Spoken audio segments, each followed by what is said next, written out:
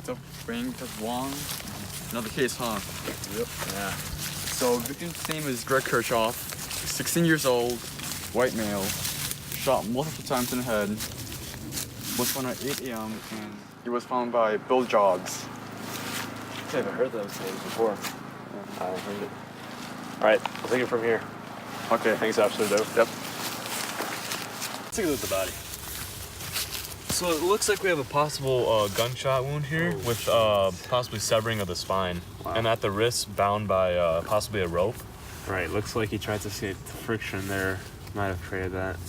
That looks more than just friction. That looks like the murderer did something really seriously wrong.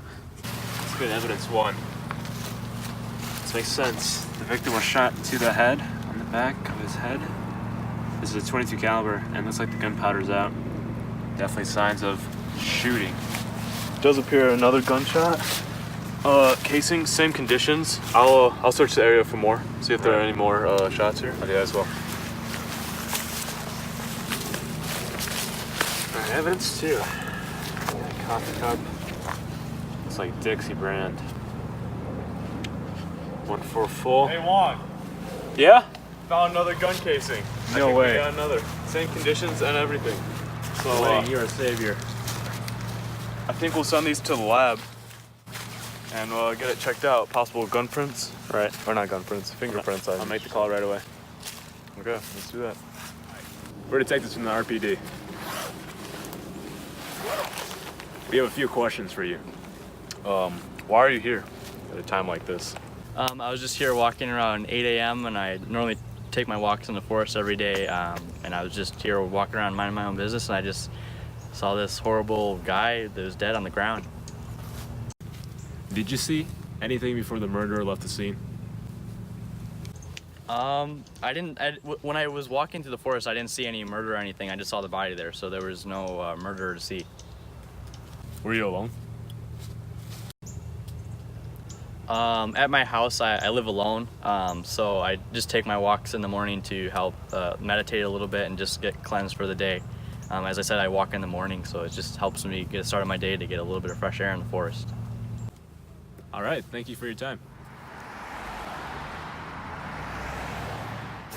Okay, so from what we know, one victim, 2 gun casings, 1 bullet, 1 witness, and 1 mug of coffee that might have evidence. But the thing is, with 1 witness, that's just simply not enough evidence. We only have 1 perspective. We need way more perspectives to get as much information as we can. I think we should search the area. We can definitely search the area. I heard Steve Gates might help us with that. Steve Gates. But what about that first witness? First witness, oh my gosh. He was way too calm to be Bill Jobs. Bill Jobs, way too calm. I think, I don't know, something with his nervous system. Has to be the automatic nervous system, the way he folded down his hands quickly. I think it also has to do with his parasympathetic nervous system, the way he tried to calm himself down. Yeah, when he was probably in this fight or flight, stance. So Right. he may have been rattled a bit. But we can go back. All right, let's get going.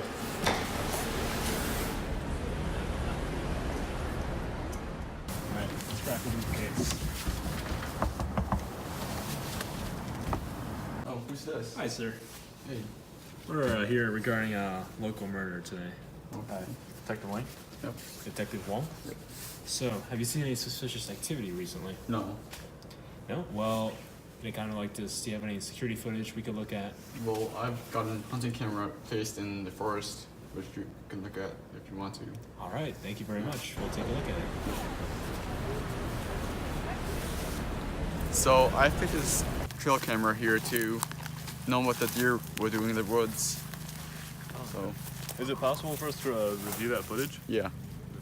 All right, thanks, Steve.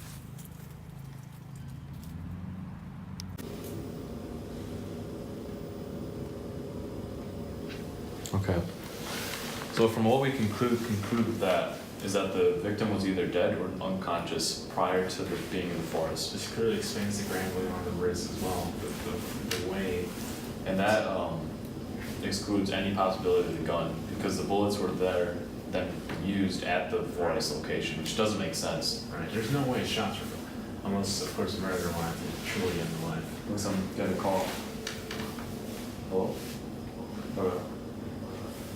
The lab's ready. Let's go check it out. Not a bad idea.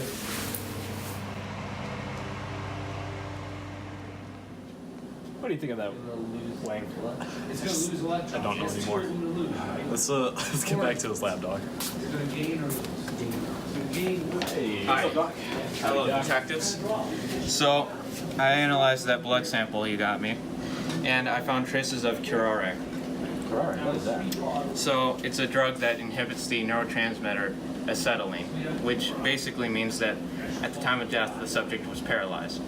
Paralyzed. What? That explains why the evidence was not so spaced out. The blood was a bit close to each other.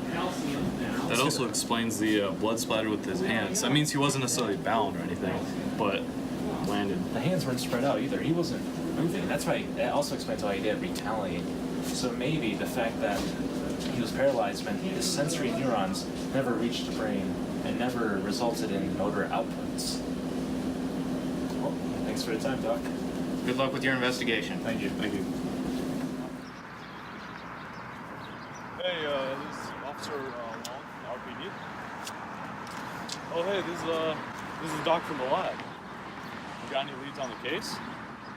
You found fingerprints on the coffee mug match? Who's the suspect? Officer Doe? What? We gotta go. Wait, coffee.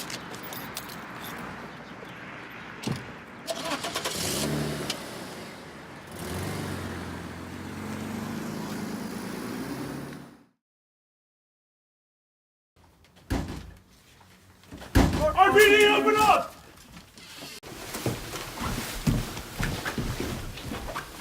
Clear. Clear. Hey, I think I found something. Dude, this has to be the murderer's lair.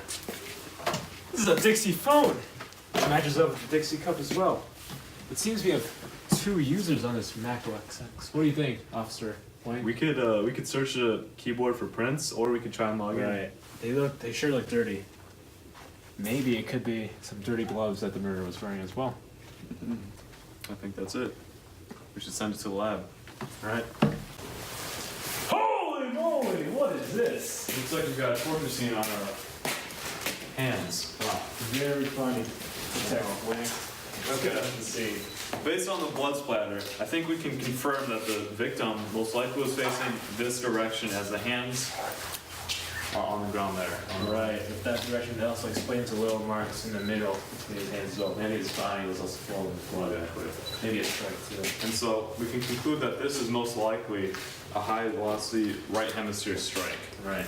With that high of an altitude for the blood to come there, it's definitely got to be the right hemisphere striking there. And what that means is loss of spatial awareness and also the loss of emotional reaction, which may have caused his fall in the first place. Okay, so that would make this one equal to the left hemisphere strike, which would equate loss in language and logic, possibly making the victim not be able to retaliate against the blows. Right, I agree. If the right hemisphere and the left hemisphere were both struck, that means the victim was struck both ways, which means internally he was deeply damaged, most likely in a substantial nigra, which would have led to rough movements, meaning he would have been all over the place. As well as damage to the basal ganglia, which has damaged his posture, possibly making him susceptible to falling over. You're clever, Mr. Wang. So what this leads us to, the fact that the victim moved towards this little front side, means he was struck from his back, most likely above the kidneys, the adrenal glands, which would have led to an overwhelming amount of stress, and that would just lead to his fall. That's a shame. With this blood splatter knowledge, I think we can conclude that this wasn't a gun murder, but a Psychological murder. exactly. That's right, Wang. I think it's because of Khalil Mack. Coming back, yeah. Our defense is real strong. Probably the best in the league. Oh, get a call. I'm driving. I'm taking it, Wang. No taxi and driving. We can't slide. Jeez. Oh, Detective Wang from the RPD. Ah, Officer Ping! Yes? Oh, you have leads on the case. Yes. Okay. What? Officer Doe's in the UW Sports Factory. W. Let's go. Let's go. We gotta go.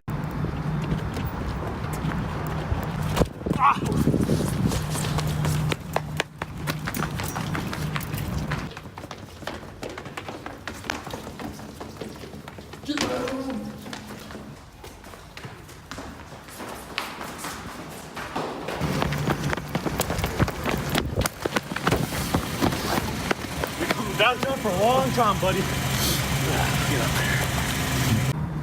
No, it wasn't me. We know you're a killer. Your DNA and fingerprints match the mug at the crime scene.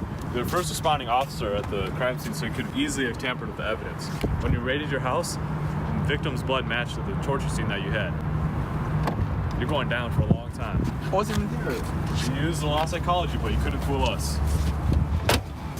Case closed.